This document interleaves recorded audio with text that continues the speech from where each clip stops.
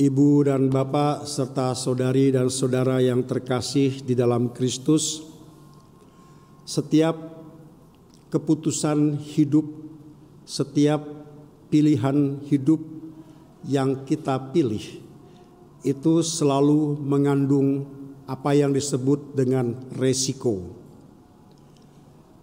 Resiko itu bisa positif atau negatif, tergantung cara pandang kita.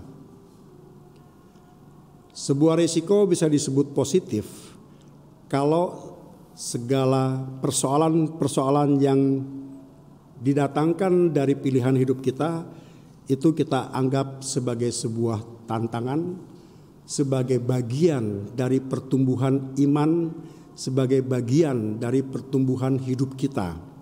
Maka risiko itu menjadi positif. Tetapi resiko itu akan menjadi negatif jikalau persoalan-persoalan yang ditimbulkan akibat pilihan-pilihan serta keputusan kita itu kita anggap sebagai ancaman, sebagai gangguan, atau sebagai hambatan. Setiap resiko itu selalu membutuhkan apa yang disebut dengan kesetiaan. Seorang imam, seorang biarawan atau biarawati, ketika ia memilih cara hidupnya sebagai seorang imam atau biarawan biarawati, ia tahu persis resiko apa yang akan ditanggungnya. Ia akan meninggalkan keluarganya, meninggalkan orang-orang yang dikasihinya, hidup bersama dengan orang-orang yang sebelumnya tidak dikenalnya, akan ditugaskan kemanapun juga yang mungkin bisa jadi ia tidak suka. Itulah resiko-resiko yang harus dialami.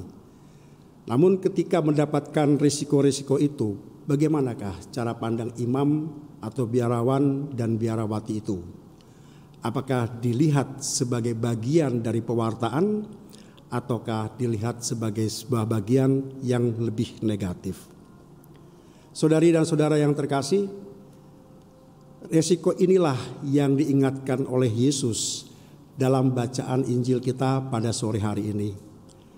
Bahwa setiap orang yang memilih mengikuti Yesus, dia akan ditangkap, dianiaya, dipenjara, bahkan dipisahkan dari keluarganya termasuk orang-orang yang dicintainya. Tetapi yang menjadi persoalan adalah apakah resiko-resiko itu membuat kita, membuat orang-orang yang percaya kepada Yesus menjadi luntur. Cukup banyak orang-orang pandai, tetapi karena agama ia tidak dapat naik jabatan. Banyak sekali bagaimana orang-orang atau komunitas-komunitas mengalami apa yang disebut hambatan untuk mengekspresikan imannya. Kesulitan membangun rumah ibadat, kesulitan untuk berkumpul, kesulitan untuk bagaimana berbagi kasih antara yang satu dengan yang lain. Itu karena mereka percaya dan setia kepada Yesus. Dan itulah yang diingatkan oleh Yesus dalam bacaan Injil pada sore hari ini.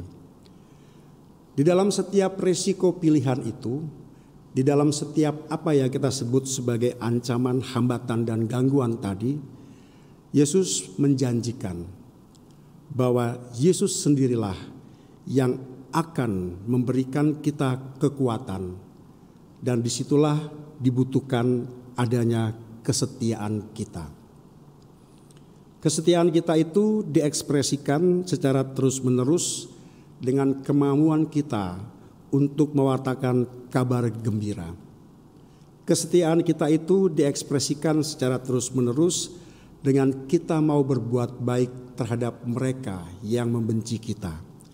Kesetiaan itu diekspresikan terus-menerus ketika kita tidak pernah merasa putus asa untuk selalu berharap kepada Allah. Aku sendirilah yang akan memberi kalian kata-kata hikmat.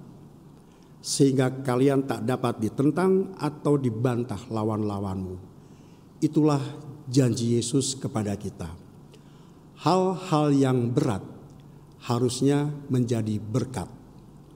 Kalau kata berat, di tengah-tengahnya kita letakkan kata kah, itu akan menjadi berkat.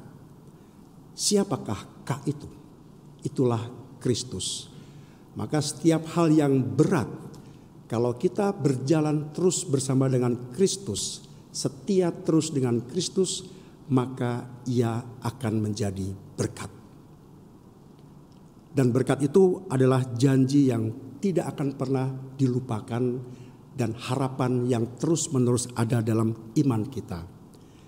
Tidak sehelai pun rambut kepalamu akan hilang. Tidak sehelai pun rambut kepalamu akan hilang. Saudari dan saudara yang terkasih, karena pilihan iman, Allah telah memilih kita dan Allah telah memulai karya baiknya di dalam diri kita. Maka seperti yang dikatakan oleh Santo Paulus, Allah yang telah memulai karya baik ini, maka Allah pula lah yang akan menyelesaikan karya baik ini.